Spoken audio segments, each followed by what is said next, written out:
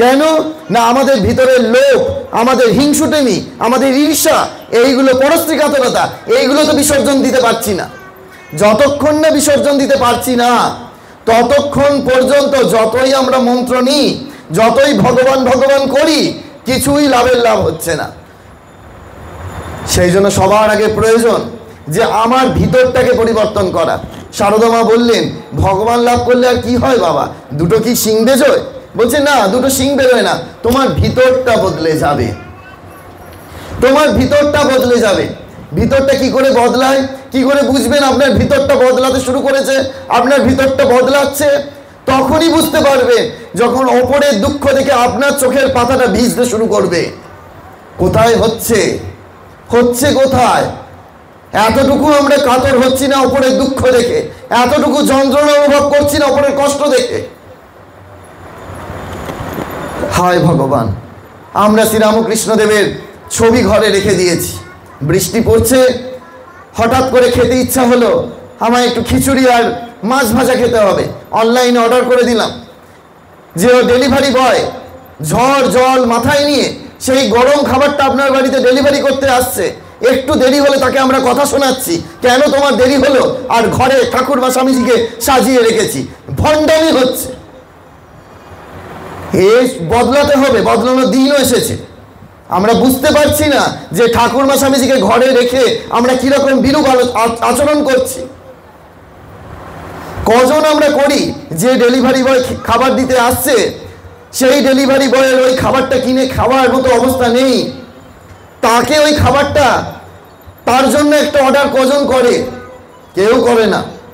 খুব কম মানুষই আছে এটা করে থাকে, যে দুটো খাবার অর্ডার দিচ্ছে, তার বাড়ির জন্য একটা এবং ডেলিভারি বয়ের জন্য একটা। শুনলে অবাক হয়ে যাবেন। আসুন না, তবে তো শ্রীরামকৃষ্ণের চালা বলে নিজেকে পরিচয় দিতে পারবেন, শ্রীরামকৃষ্ণের ভক্ত বলে নিজেকে দাবি করতে পারবেন। যখন আইসক্রিম খাবেন তখন আইসক্রিম যিনি বিক্রয় করছেন তাকে একটা আইসক্রিম কিনে খাওয়ান। আখের রস যখন খাচ্ছেন, যে আখের রস বিক্রি করছে তাকে এক গ্লাস আপনার পয়সা খরচ করে তাকে খাওয়ান। ভাবছেন ঠাকুরের গল্প কথা শুনতে এসেছিলাম আর মহারাজ সেইগুলো বলবেন। বাকি মহারাজরা হয়তো বলতে পারেন, আমার কোনো অসুবিধা নেই, আমাকে যদি ডাকেন এইসবই শুনতে হবে। কারণ যতক্ষণ না জীবন বদলাচ্ছে ততক্ষণ হাজার ঠাকুরের কথা শুনুন, হাজার মায়ের কথা শুনুন, হাজার স্বামীজির কথা শুনুন, কিচ্ছু লাভের লাভ হবে না। কেন হবে না সেটা স্বামীজি নিজেই বলছেন, আমি বলছি না। স্বামীজিকে যখন বলা হলো যে আপনি এই কলকাতার মানুষগুলোর জন্য কিছু বলেন না কেন, শিষ্য শরৎচন্দ্র চক্রবর্তী জিজ্ঞেস করলেন যে আপনি কেন বললেন না, কলকাতায় এসে বক্তৃতা দেন না কেন? স্বামী বিবেকানন্দ বললেন যে দেখ, তোদের বলে কোনো লাভ হবে না, তোদের শরীরে বল নেই, মনে তেজ নেই, মস্তিষ্কে বুদ্ধি নেই, তোরা আগে ভোগ করতে শেখ। যখন ভোগ করতে শিখবি তখন বুঝতে পারবি ভোগের মধ্যে কিছু নাই, তখনই একমাত্র বেদান্তের মর্ম বুঝতে পারবি। পাশ্চাত্যের লোকেরা ভোগ করে বুঝতে পেরেছে যে ভোগের মধ্যে সুখ নাই, শান্তি নাই, তাই আজকে তারা বেদান্তের মর্ম এত গভীরভাবে অনুধাবন করছে। আজকে 2024-এ দাঁড়িয়ে আমরা যথেষ্ট ভোগ করতে শিখেছি। এই যুগ সন্ধিক্ষণে এইবার আমাদের শ্রীরামকৃষ্ণদেবকে প্রয়োজন, স্বামী বিবেকানন্দকে প্রয়োজন, সারদা মাকে প্রয়োজন, কিন্তু কিভাবে প্রয়োজন সেটা বুঝতে পারছি না।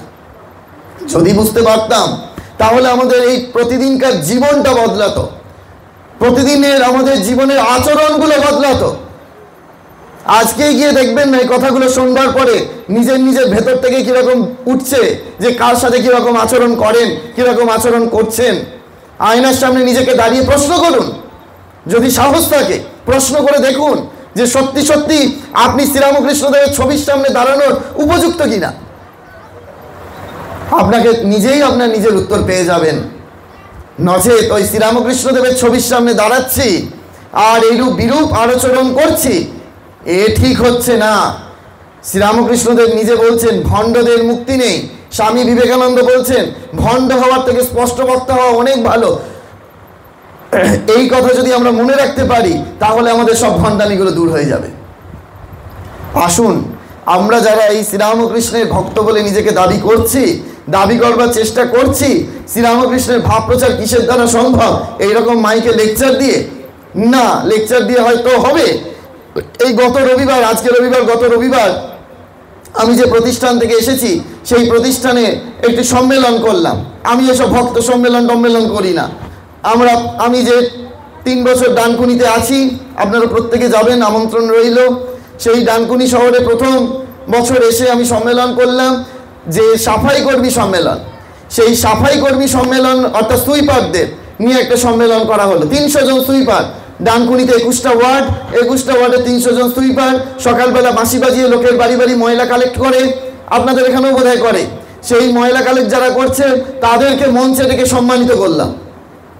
তারপরের বছর 2023-এ আমরা করলাম হচ্ছে গৃহসেবিকা সম্মেলন, অর্থাৎ লোকের বাড়ি বাড়ি যারা বাসন মাজে, ঘর ঝাড় দেয়, রান্না করে, তাদেরকে মঞ্চে ডেকে নাম দেওয়া হলো গৃহসেবিকা।